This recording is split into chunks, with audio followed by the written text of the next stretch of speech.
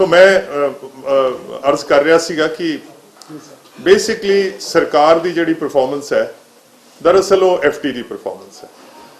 जो महकमे जिन्ने भी पंजाब सरकार के महकमे है उन्होंने कारगुजारी अच्छी है कि बुरी है, इट इज़ डायरेक्टली प्रोपोर्शनल कि FD की मतलब परफॉर्मेंस है। और जो पिछले 4 साल गुजरे है और शायद जेडे थोड़े जर्नलिस्ट जिन्हों की जेडे पुराने है जिन्होंने को इंस्टीट्यूशनल मैमरी है तो उन्होंने याद होएगा कि 16-17 जो जोड़ा फाइनैंशियल ईयर सीगा जो कैप्टन अमरिंदर सिंह सरकार ने पंजाब दी टेक ओवर किया है तो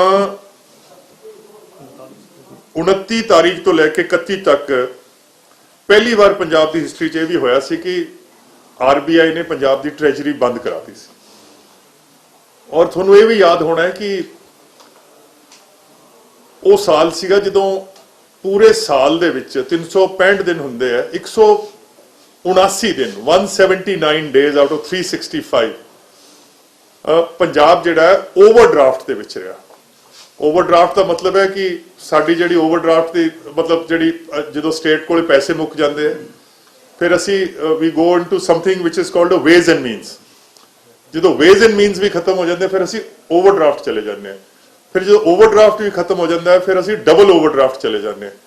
पर ये ways and means overdraft double overdraft means कि पीनल इंटरेस्ट रेट्स लगते हैं, सानू बहुत महंगी शरह ते सानू पैसे जिहड़े है वो लैने पैंदे है। और जिस वेले सरकार फिर जो साडी जिहड़ा पहले दिन सीगा पहला साल सीगा सॉरी क्योंकि हालात इन्ने पतले सीगे 100 दिन असी भी ओवरड्राफ्ट च रहे। फिर उदों जिहड़ा ये 17-18 की गल कर रहे 18-19 दे विच असी 63 दिन ओवरड्राफ्ट दे विच रहे। 19-20 दे विच असी 47 दिन ओवरड्राफ्ट च रहे। और जिहड़ा मौजूदा साल चल रहा है ਇਹਦੇ ਵਿੱਚ ਇੱਕ ਵੀ दिन पंजाब सरकार ओवरड्राफ्ट च नहीं गई है। एक भी दिन स्टेट जिहड़ा है ओवरड्राफ्ट च नहीं गया इस फाइनैंशियल ईयर च, बावजूद इसदे कि कोविड दे विच रिसीट्स दे विच कमी आई, बावजूद इसदे कि कोविड दे विच जिहड़ा साडा सरकारी एक्सपेंडिचर सीगा ये बहुत ज़्यादा हो गया, मतलब पुलिस दा हैल्थ दा। सो मैनू लगता है कि जे कोई if there is a layman covering this press conference मैं इदू वड्डा सबूत नहीं दे सकता कि सरकार ने ये जिहड़ी फाइनैंशियल मैनेजमेंट जिहड़ी है ये इन्नी किस तरह इन्नी बेहतर की कि we have not even for a single day we have gone into an overdraft. ये मैं फिर कह रहा कि ये सारियां फिगर्स तुहानूं मैं हुणे रिटन आ जानियां, even if you miss it doesn't matter. और तुसीं कहोगे कि एक की वजह है कि फिर ये दसो भी थोड़े कोले की कला कुदरत है, तुसी की ताबीज बनाया कि ये भूत प्रेत थोड़े नेड़े नहीं हम आ रहे।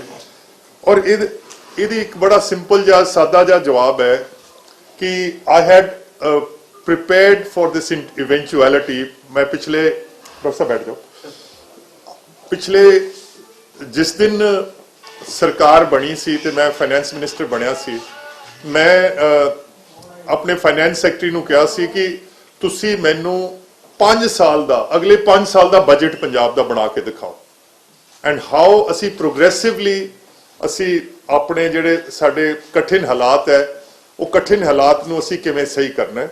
सो ये और मैं जे किसी ने बजट कवर किया होवे तां तुसी तुहानूं ये भी याद होना है कि मैं ये गल कही सी कि चौथे साल दे विच साडियां जिहड़ियां रिसीट्स हैगियां ते साडा एक्सपेंडिचर है असी बरोबर आ जाएंगे।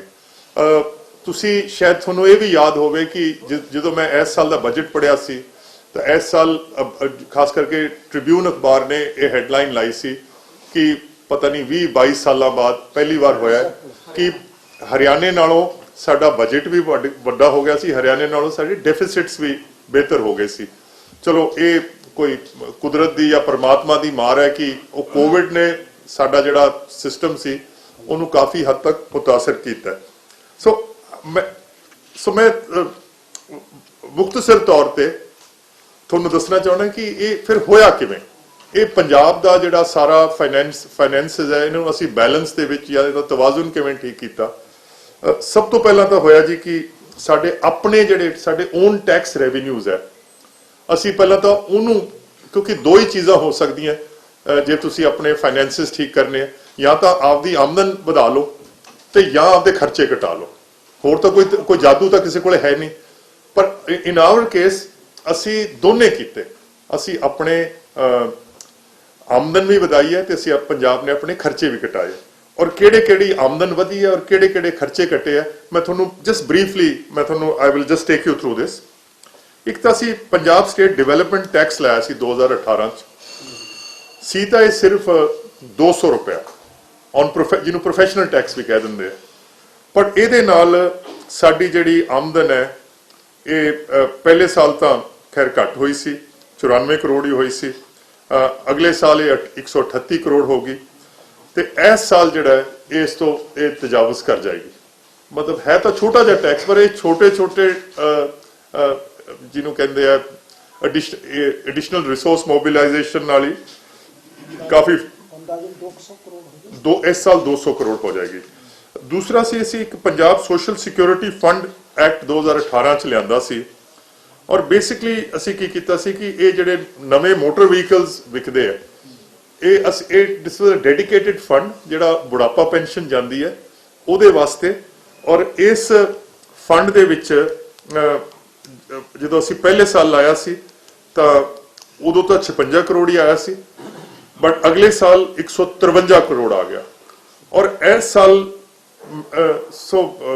ਇਸ ਸਾਲ ਚ I am led to believe ਕਿ ਦਸੰਬਰ ਦੇ ਵਿੱਚ, ਆ ਜਿਹੜਾ ਦਸੰਬਰ ਦਾ ਮਹੀਨਾ ਗੁਜ਼ਰਿਆ, ਮੋਟਰ ਵਹੀਕਲਸ ਦੀ ਰਿਕਾਰਡ ਸੇਲ ਗਈ ਹੈ। ਐਂਡ ਸਿਰਫ ਪੰਜਾਬ 'ਚ ਨਹੀਂ, ਪੂਰੇ ਇੰਡੀਆ 'ਚ ਮੋਟਰ ਕਾਰ ਇੰਡਸਟਰੀ 'ਚ ਰਿਵਾਈਵਲ ਆਇਆ।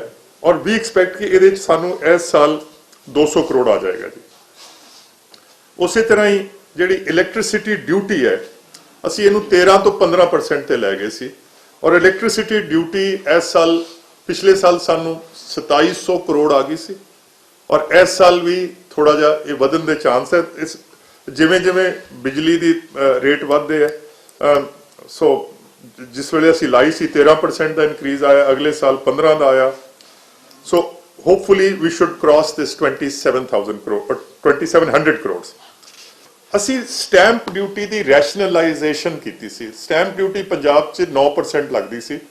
ਸਾਨੂੰ ਇਹ ਦੱਸਿਆ ਕਿ ਤੁਸੀਂ ਜੇ ਇਹਨੂੰ ਘਟਾ ਲਓ ਤਾਂ ਟ੍ਰਾਂਜੈਕਸ਼ਨਸ ਵੱਧ ਸਕਦੇ, ਜਾਂ ਜਿਹੜੀ ਟਰੂ ਵੈਲਿਊ ਹੁੰਦੀ ਹੈ ਲੈਂਡ ਦੀ, ਲੋਕ ਕਿਉਂਕਿ ਲੋਕ ਉਹ ਵਧਾ ਦੇਣਗੇ। ਔਰ ਇਹਦਾ ਸਾਨੂੰ ਫਾਇਦਾ ਹੋਇਆ। It led to an increase.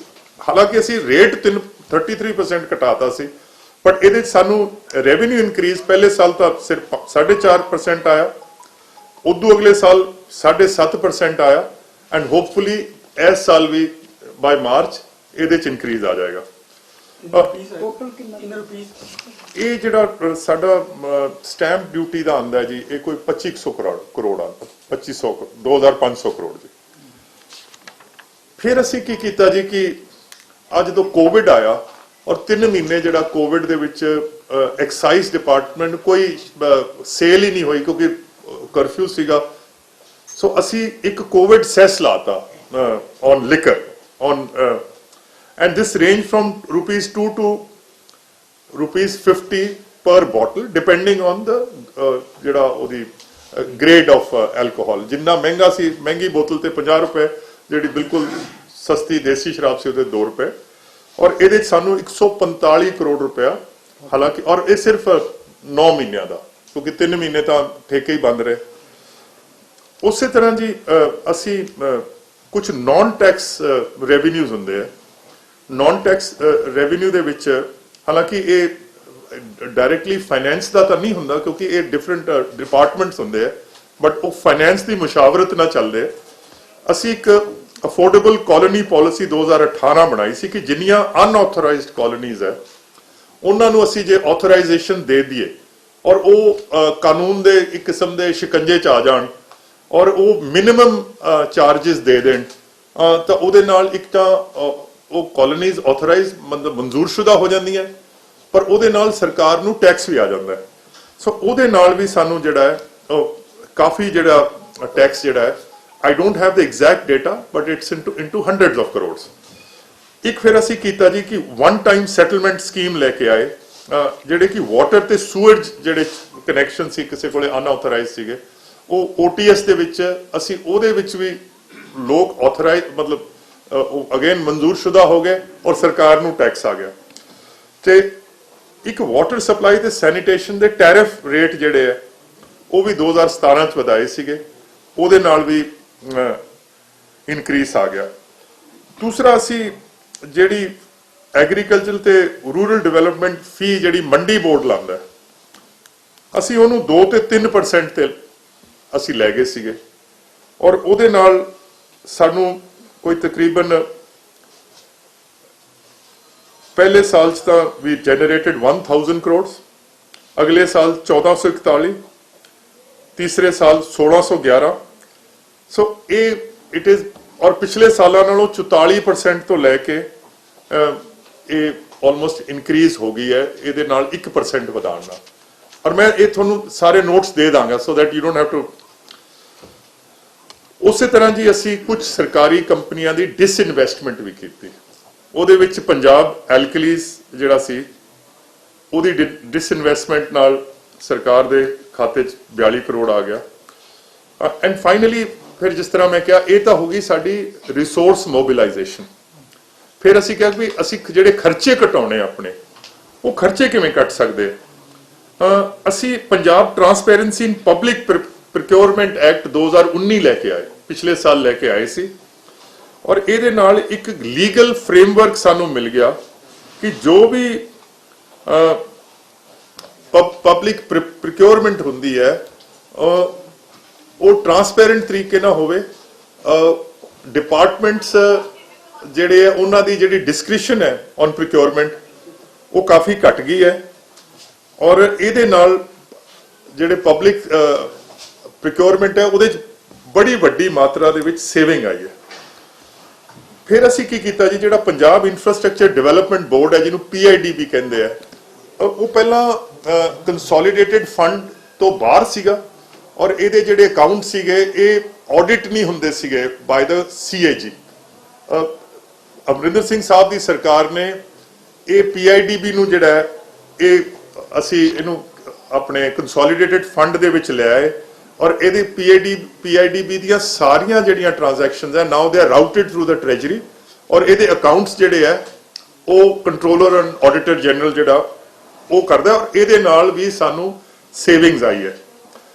ਤੁਹਾਨੂੰ ਪਤਾ ਹੋਣਾ ਕਿ ਸਿੰਬੋਲਿਕਲੀ ਜਿਹੜਾ ਇਨਕਮ ਟੈਕਸ ਸੀਗਾ ਉਹ ਚੀਫ ਮਿਨਿਸਟਰ ਤੇ ਮਿਨਿਸਟਰਸ ਪਹਿਲਾਂ ਸਟੇਟ ਗਵਰਨਮੈਂਟ ਇਹਨਾਂ ਦਾ ਭਰਦੀ ਸੀ, ਅਸੀਂ ਇਹ ਫੈਸਲਾ ਲਿਆ ਕਿ ਹੈਂਸਫੋਰਥ ਇਨਕਮ ਟੈਕਸ ਜਿਹੜਾ ਹੈ ਉਹ ਮੰਤਰੀ ਤੇ ਮੁੱਖ ਮੰਤਰੀ ਉਹ ਆਪਣਾ ਭਰਿਆ ਕਰਨਗੇ। MLAs ਦਾ ਅਜੇ ਹੋਇਆ ਨਹੀਂ। ਚਲੋ ਮਤਲਬ ਇਹ ਸਿੰਬੋਲਿਕ ਕਹਿ ਰਹੇ ਹਾਂ ਕਿ this is not a much of a say, but it just sends the right direction. ਦੂਸਰਾ ਸੀਗਾ ਕਿ ਅਸੀਂ ਜਿੰਨੇ ਸਰਕਾਰੀ ਦਫ਼ਤਰ ਸੀਗੇ ਇਹ ਅਸੀਂ ਬੈਨ ਕਰਤਾ ਕਿ ਕੋਈ ਵੀ ਸਰਕਾਰੀ ਦਫ਼ਤਰ ਕਿਸੇ ਪ੍ਰਾਈਵੇਟ ਬਿਲਡਿੰਗ 'ਚ ਨਹੀਂ ਹੋਏਗਾ unless by the express authorization of the finance department. ਇਹਦੇ 'ਚ there has been substantial savings ਕਿ ਜਿੰਨੀਆਂ ਵੀ ਚੰਡੀਗੜ੍ਹ ਜਾਂ ਮੋਹਾਲੀ ਦੇ ਵਿੱਚ ਪ੍ਰਾਈਵੇਟ ਬਿਲਡਿੰਗਸ ਤੋਂ ਸਰਕਾਰੀ ਦਫ਼ਤਰ ਜਿਹੜੇ ਆ ਉਹ ਸਰਕਾਰੀ ਪ੍ਰਾਪਰਟੀ ਦੇ ਵਿੱਚ ਆ ਗਏ ਆ।